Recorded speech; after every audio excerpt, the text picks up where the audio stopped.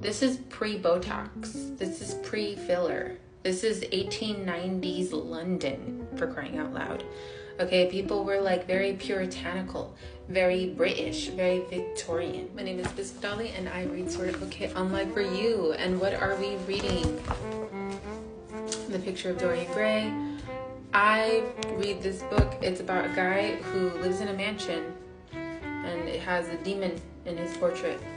So Dorian's 38 and nobody's saying anything about the fact that he's still looking very young and beautiful, just like he did when he was 19. Almost exactly like he did when he was 19. Almost like he's not aging. No one's saying anything about that. I mean, he's literally 38. I feel like at 38, you should look a little bit like you're 38. Like at least with the wrinkles and stuff. So we have just completed chapter 12 of this book. I lost my place. Love that for me. That keeps happening. What is that? So it's November, all right? Where we last left off, it was like spring, summer. Dorian's like 25. He still looks like he's 19. Remember, he has the eternal life. Don't get that confused with immortality. Immortality means you never die no matter what happens to you, okay? If people come and they like, and they like, and you just, you won't die because you're immortal. But eternal life is you can live forever should nothing happen to you, you know? Should you not get like any like, you will die, you know? So this is, you can have your eternal life so long as nothing bad happens to you, right? Just don't get the two mixed up. He also has eternal beauty, right? So he's now 38 in chapter 12. It is November. It's obviously foggy and spooky because it's London. Most of the time it's foggy and spooky. I don't know anything about being British, okay? I don't know anything about being British. I don't eat scones or toads. I don't know if they eat toads. Basil is about to take off on another trip because, you know, he's Basil and he's a painter and he's so cool, right? And remember, he's plenty of years older than Dorian. I believe he was reaching his 30s when he had met Dorian, much like Harry or Harry, whatever his name was. There were a couple of things I didn't know. For instance, I didn't know what a marquetry table was. So I'm going to put this here. This is a marquetry table. I highlighted it because it was important to me. And now I want one for myself. I don't have a house, so I will not be purchasing this because I don't have a house. And I feel like that's something I would purchase if I had a house, which I don't have. The other thing that was really sticking out to me as well was this thing called a Hawk and Seltzer. It's a drink. Okay, so I looked it up because I was like, what is that? So here's it. This is what it is. And I will be making that. I can do that. As a houseless person who lives in an apartment and rents, that is something I can do and will do. I will be doing that. And when you see this, I'm gonna be in a different outfit having one of those.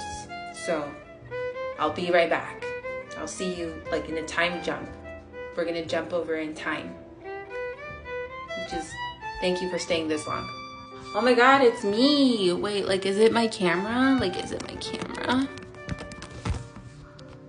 Okay, it's me. Hi.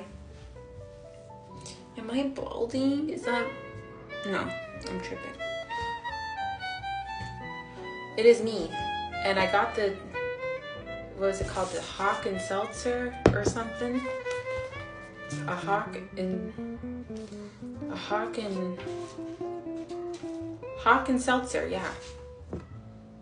Highlight right in your margins of your books, like they're your books. You know what I like about when people write in the margins of a book? Like, you can always look back to what their thought process was. It's not the Hawkins seltzer, okay, that made me stutter. It's just my anxiety. That was an anxious sip. So Basil has come to Dorian before he goes on his trip, and he's like, Dorian, this is actually what he says. I think it's right that you should know the most dreadful things are being said against you in London. High society's gossiping. Like, okay. All right. So there's a lot of allusions to sin or like bad choices or like just choices in general or aspects of one's personality being shown on the face.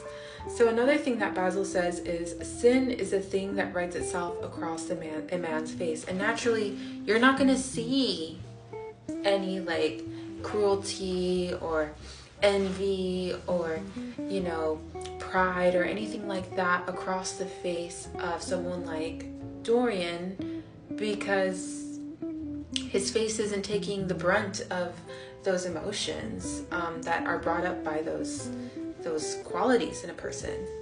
But obviously the people in London are still talking, and Basil's like, that angelic looking guy? No, that's my best friend. Like, how could anyone say anything like that about him? Like, that's not him. And I just want to say, I relate to Basil so much. So very much. Because I've had this happen to me. And I was like, no, they would never. And I was like, I'll fight you. Like, I was literally like, how could you say that about my best friend? Change your best friends. You may be their best friend, but they're probably not your best friend. Someone also once told me that. And then they also said with friends like that, who needs enemies? And then I started to be like, is it me? Sometimes you're the common denominator, meaning you give people time that you shouldn't be giving them. You be given chances that you shouldn't be given, just like Basil here in this book. It says here, if a wretched man has a vice, it shows itself on the lines of the mouth, the droop of his eyelids, and the molding of his hands even. And I do think that's true, right? Like, we have a lot of people, like psychologists, saying, hey, like, if a person is truly evil, you can kind of see it on their physical features. Like, have you guys seen like the psychology stuff where they talk about like the gaze of a killer or like a psychopath, sociopath, like those people with the dark triad? They all have specific looks in the eyes. They may have certain wrinkles on the face. Hey, it's me from the editing process. There's gonna be a part 2. Don't look at my face. Don't look at my face. I'll see you in part 2, okay? I'll see you in part 2.